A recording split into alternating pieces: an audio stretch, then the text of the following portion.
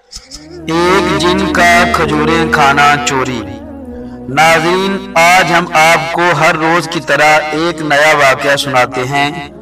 جامع ترمذی میں یہ لکھا ہے، حضور صلی اللہ علیہ وآلہ وسلم کے ایک صحابی تھے جن کا نام حضرت ابو ہریرہ رضی اللہ عنہ تھا۔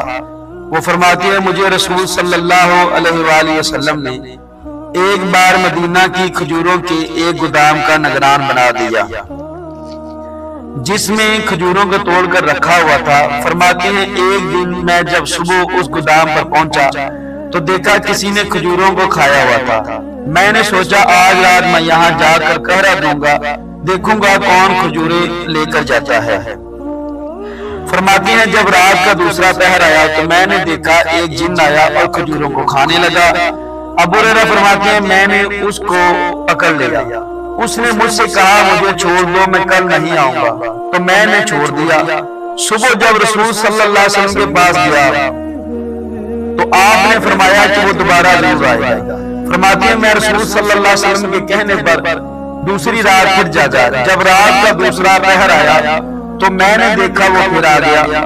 میں نے اس کو پکڑ لیا تو اس نے کہا، مجھے جانے دو، اب میں وعدہ کرتا ہوں نہیں آؤں گا۔ ابو ہریرہ فرماتے ہیں، میں نے یقین کر کے پھر چھوڑ دیا، اور جب صبح میں رسول صلی اللہ علیہ وسلم کے پاس گیا تو رسول صلی اللہ علیہ وآلہ وسلم نے فرمایا وہ پھر آئے گا۔ فرماتے ہیں، میں رات جاگا، وہ پھر آ گیا۔ اب میں نے کہا تم کو نہیں چھوڑوں گا۔ اس نے کہا، تم کو ایک ایسا عمل بتاتا ہوں، اگر تم اس کو کر لو تو ہم جنات اس چیز کو نقصان نہیں دیتے۔ تم آیت الکرسی پڑھ کر ان پر دم کر لیا کرو۔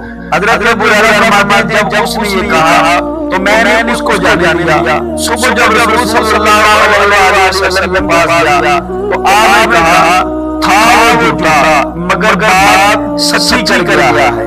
اللہ کے رسول صلی اللہ علیہ وسلم نے فرمایا، جس جگہ آیت الکرسی پڑھ لی جائے وہاں جنات اور جادو نہیں چل چلتا۔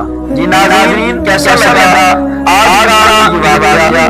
اس طرح کے نئے واقعات روز سننے کے لیے اس چینل کو سبسکرائب کر دیں۔ شکریہ۔